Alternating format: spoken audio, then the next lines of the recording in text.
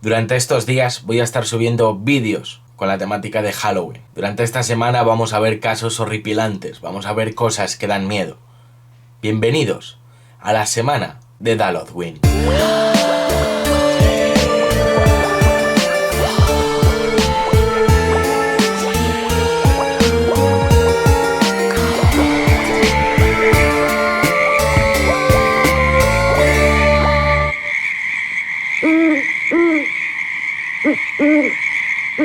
Hoy vamos a contar la historia del mayor psicópata sangriento de Estados Unidos. ¿Quién es esta persona? Henry Lee Lucas, quien para muchos es considerado uno de los mayores psicópatas de Estados Unidos y para otros simplemente un mentiroso compulsivo. Henry Lee Lucas se hizo conocido por confesar más de 600 asesinatos. Pero ¿quién es este hombre? Henry Lee Lucas nació un 23 de agosto de 1936. Venía de una familia de padres alcohólicos, una madre que se prostituía y obligaba a su propio hijo a ver cómo ejercía ese trabajo. Esta familia abusaba de Henry, sobre todo la madre, física como mentalmente, hasta tal punto de coger un palo muy grande, una especie de bate, partirle la cara con él y dejarle el párpado caído para toda su vida. Los ingredientes perfectos para hacer que Henry perdiera la cordura y activara ese chip de psicópata sangriento. Incluso obligándolo a vestir de mujer cuando Henry era muy pequeñito para ir a clase con el principal objetivo de que sus compañeros de clase le hicieran bullying, cosa que así era. Henry recibió tantos golpes física y psicológicamente que esto hizo que no se desarrollara intelectualmente del todo. Por lo que se sabe, su CI, o sea, su coeficiente intelectual, era inferior a 80. Para poneros un ejemplo, un coeficiente intelectual por debajo de 85 significa una inteligencia menor a la media. Un coeficiente intelectual superior de 115 es un coeficiente intelectual mayor que la media. Y por debajo de 70 se considera retraso mental. Bien, pero ¿qué hizo Henry para que se le conociera como uno de los mayores psicópatas de la historia? Durante su adolescencia, Henry fue acusado de robos y de peleas, hasta que en 1954, a la edad de 17 años, Henry fue capturado y encarcelado por robo. 4 años después, cuando Henry salió de la cárcel, decidió irse a vivir con su hermana, cosa que no era muy típico, él estaba acostumbrado a vivir con su madre. Esto hizo que los celos de la madre salieran a reflote y no paraba de avisar a Henry que fuera a vivir con ella. Henry no le hacía caso, ya que estaba lleno de gritos, de amenazas, diciendo que volviera ya a casa. Hasta que en 1960, Henry se fue de casa de su hermana para volver a casa de su madre. El mismo día que volvió, tuvo una discusión muy gorda con su madre,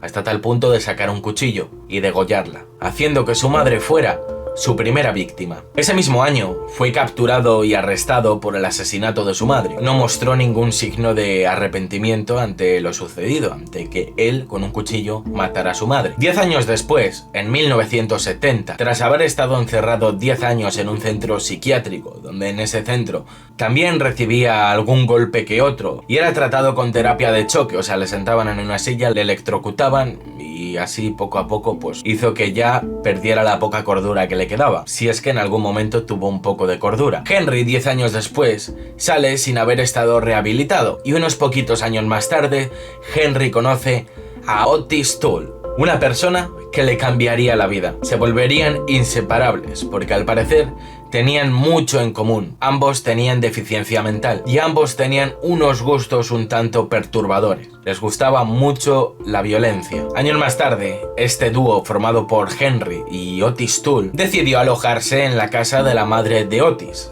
donde allí Henry conoció a la sobrina de Otis, una niña llamada Becky Powell de tan solo 15 años con una ligera deficiencia mental. Allí Henry se enamoró de ella y ella se enamoró de Henry. Como ambos estaban enamorados, o eso parece, empezaron una relación. Tras la muerte de la madre de Otis, decidieron buscar otro hogar. Henry, Otis y Becky. Estos tres se alojaron en la casa de una ancianita que les acogió con mucho gusto, llamada Kate Rich.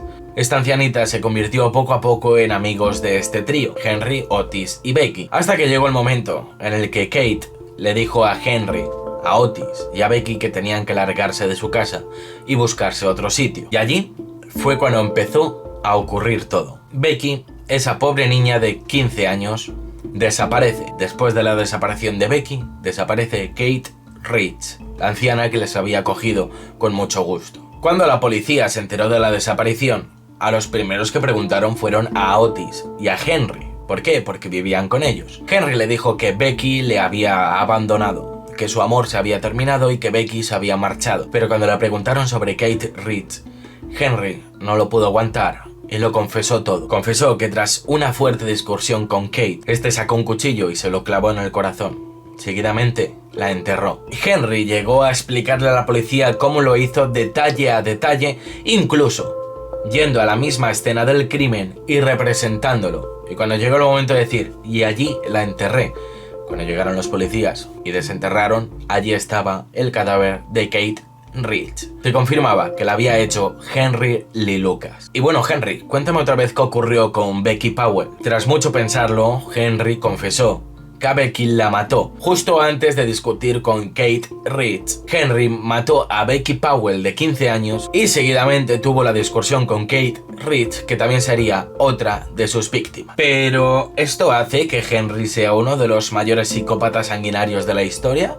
Bien, cuando estaban en el juzgado condenado por el asesinato en primer grado de Kate Ridge y Becky Powell, Henry dijo una cosa que dejaría a todos asombrados. Miró al juez y le dijo, bien, ¿y ahora qué vamos a hacer con las otras 100 mujeres que he asesinado? Y así fue como Henry empezó a trabajar con la policía para resolver sus propios casos. Si quieres una segunda parte de esta historia tan tenebrosa y perturbadora de Henry Lee Lucas, me gustaría que activaras la campanita porque en estos días voy a subir la segunda parte, que si la primera os ha parecido espeluznante, la segunda vais a alucinar, porque primero confiesa la muerte de 100, luego la muerte de 300, de 600, incluso llegando a afirmar que ha matado a 902 personas. Si quieres esa segunda parte, deja un like, comparte mucho este vídeo y pronto nos veremos en esta semana de Halloween. Que paséis muy buena noche y por si no nos vemos luego, buenos días, buenas tardes y buenas noches. Chao. Recuerda que si el vídeo te gustó, te voy a dejar uno por aquí y otro por aquí. Y agradecería mucho que te suscribieras a este canal. Te recomiendo sobre todo que veas este vídeo de aquí, que seguramente que te pueda gustar mucho. Ahora sí,